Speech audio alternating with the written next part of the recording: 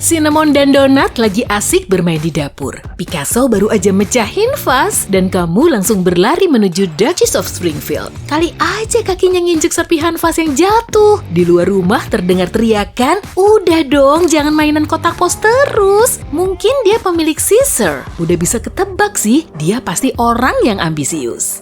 Nah, kalau kamu menamai hewan peliharaanmu dengan nama tokoh sejarah, berarti individualitasmu sangat kuat. Kamu suka baca buku dan oke-oke aja saat orang lain menganggapmu kutu buku. Karena berpembawaan rapi, kamu selalu bikin rencana jauh-jauh hari sebelumnya. Makanya, kamu gak suka diburu-buru, apalagi disuruh-suruh. Kamu suka merenungkan makna di balik semua hal. Begitupun saat menamai anjing labradormu Zeus, kamu gak asal comot. Yang jadi masalahnya cuma satu sih, penamaan seperti ini malah bikin anabulmu tertekan, jadi jangan ngarep ya, si Napoleon akan mau mematuhimu atau memelas-melas saat kamu memarahinya. Sebetulnya sih, aku pengen banget menamai anabulku Pak Direktur, biar aku bisa nyuruh, "Duduk Pak Direktur," atau bilang, "Tolong Pak Direktur."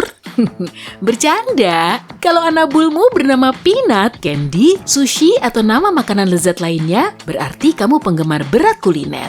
Makanan telah memberimu emosi positif dan kamu memproyeksikannya ke anabul kesayanganmu. Kamu gak suka terburu-buru dan sangat menikmati momen bersama saat dikelilingi teman dan anabulmu. Kamu orang yang kocak dan bisa memperlihatkan selera humormu saat ngepost blog makanan. Apa kamu suka memanggil anabulmu dengan nama hewan lain? Mungkin bear, kitty, atau tiger? Kalau iya, berarti kamu termasuk pecinta alam sejati. Kamu melihat anabulmu sebagai representasi dari keutuhan kerajaan hewan di dalam rumah, dan kamu menyukainya dengan segala bentuk, warna, dan ukuran. Berada di alam terbuka bikin moodmu super positif, kamu juga suka dengan olahraga aktif, dan tak gentar menghadapi situasi sulit. Orang lain mengagumimu karena kamu mengutamakan logika daripada emosi saat menghadapi segala situasi. Kalau nama anabulmu Fluffy Mittens, Cuddles, atau kata lain yang terdengar lucu, tandanya kamu masih berjiwa bocah. Kamu masih menyimpan rapi kenangan manis saat nonton kartun, saat orang tuamu membesarkanmu, dan saat mereka membelikanmu mainan. Karena belum benar-benar siap menghadapi beratnya hidup sebagai orang dewasa, sebisa mungkin kamu akan bikin hidupmu lebih manis. Kalau kamu memanggil anabulmu dengan nama orang, maka kamu sudah menerimanya sebagai anggota keluarga. Kamu memperlakukan Bella Junior, Pitung, dan Riley seperti adikmu sendiri. Kamu juga mengajaknya ngobrol dan sangat mengandalkan anabulmu ini saat perlu dukungan emosi. Kamu peduli dengan orang lain dan cintamu terhadap sesama sebesar dunia. Keluargamu sangat berarti untuk kamu. Kalau anabulmu bernama Putri Sophia, King George, atau nama bangsawan lain, berarti kamu rela melakukan apapun asalkan ia bahagia dan nyaman. Kamu bangga dengan semua pencapaianmu, dan anabulmu itu cuma sebagian kecilnya saja. Kamu mau agar orang lain melihatmu sebagai orang penting dan berkelas. Malah terkadang kamu juga sensitif dan blak-blakan. Nama anabul yang berasal dari budaya pop menunjukkan kalau pemiliknya berkepribadian terbuka. Dengan memberi nama ini, kamu ingin dunia bisa memperhatikan hal-hal yang kamu sukai. Kamu merasa jadi orang beradab dan bisa menjalin pertemanan dengan mereka yang preferensinya sama.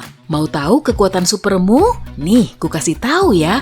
Nggak baperan. Jadi, kalau anabulmu yang namanya Wah itu sedang berulah, kamu perlu sabar. Jangan dimarahi, oke? Kalau kamu memilih nama tokoh fiksi seperti Jane Eyre atau Belle, pasti kamu berotak encer dan menginginkan karakter yang sama juga dimiliki oleh orang-orang di sekitarmu. Kamu berpembawaan dingin dan kalau ada orang yang bisa bikin kamu terkesan, respekmu akan langsung naik. Kamu juga suka tampil menonjol sehingga bikin orang lain terkesan. Nama biasa seperti Spot, Rover, atau Spike menunjukkan kalau kamu bisa diandalkan dan kurang menyukai perubahan. Kalau ada yang gampang, ngapain dipersulit kan? Jangan sebaliknya. Anjingmu bertubuh gemuk? Ya udah, namain Gembul aja. Logis kan? Kalau nama pilihanmu berlawanan dengan penampilan fisiknya, berarti selera humor dan jiwa ironismu menggebu-gebu. Pokoknya fix no debate ini sih. Kucing lucu begini kamu namai si Manyun. Anjing Rottweiler kok dikasih nama Mawar? Aduh. Orang kreatif suka memanggil anabulnya dengan nama unik dan beda dari yang lain. Misalnya Pixel atau JPEG. Kalau kamu termasuk salah satunya, pasti kamu senang berkenalan dengan orang baru. Kemungkinan kamu juga suka membahas soal hobi dan pekerjaanmu. Bener nggak? Kamu sangat antusias kalau sudah ngobrolin soal asal-usul nama Anabulmu ini. Meski ceritanya sama persis, kamu juga orang yang sabar. Kalau kamu menamai sepasang Anabulmu dengan nama berpasangan, maka kamu termasuk orang yang asyik dan senang memperlihatkan kepintaranmu. Kamu nggak akan terburu-buru dalam membuat keputusan. Wah, kamu pasti bangga ya kalau sudah nemu nama yang pas untuk Anabulmu itu. Gimana kalau namanya Yin dan Yang aja? Atau mungkin Truth dan Dare? Anabulmu sudah kamu anggap sebagai cerminan dari cara pandangmu terhadap diri sendiri dan kehidupan ini.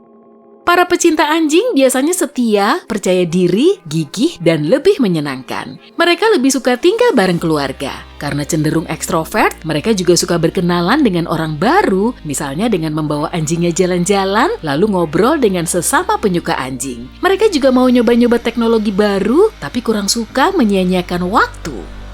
Para penyayang kucing cenderung lebih mandiri, kreatif, sensitif, dan terbuka dengan pengalaman baru. Mereka adalah pendengar yang baik dan circle pertemanannya cuma itu-itu aja. Para penggemar kucing sangat suka dengan lelucon berbau ironi dan kelakar cerdas. Meski bisa bekerja sama dalam kelompok, mereka lebih bangga kalau bisa melakukan pekerjaannya sendiri.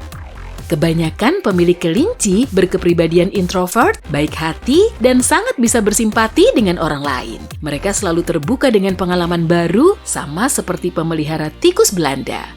Kalau kamu penyuka burung, berarti kamu termasuk orang yang ekspresif dan suka bersosialisasi. Kepribadianmu sangat kuat, tapi di sisi lain, kamu orang yang santun dan penuh perhatian.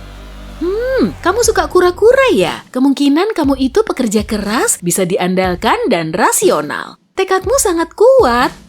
Kalau kamu memelihara ikan, berarti pembawaanmu tenang dan emosimu sangat stabil. Kamu puas dengan kehidupan yang kamu jalani dan selalu bisa melihat sisi baiknya. Buat kamu yang suka reptil eksotis, aku salut deh. Kamu mandiri banget. Kamu juga rapi, bersih, dan menghargai ruang personalmu sama seperti Anabulmu. Meski berpikiran analitis, kamu juga kadang bisa mengambil keputusan mendadak. Kalau Anabulmu banyak dan beragam, berarti kamu itu fleksibel dan bisa menerima semua sisi yang kamu miliki. Kamu suka keberagaman dan menghargai sesamamu. Anjing memiringkan kepalanya saat kamu memanggilnya kan? Anabul ini akan bikin suara unik agar pendengarannya lebih jelas. Dia juga menyesuaikan telinga luarnya untuk mendeteksi sumber bunyi itu. Meski nggak memahami ucapanmu, Anabul bisa menangkap nada suara yang familiar lalu mengaitkannya dengan makanan, waktunya jalan-jalan, atau bermain. Saat merasa nyaman di dekatmu, Anabul akan mengedipkan matanya. Dalam bahasa kucing, kedipan perlahan berarti ciuman. Coba deh, tutup matamu secara perlahan, lalu buka lagi sambil melihat ke si empus. Kali aja kamu dapat ciuman dengan dikedipin balik.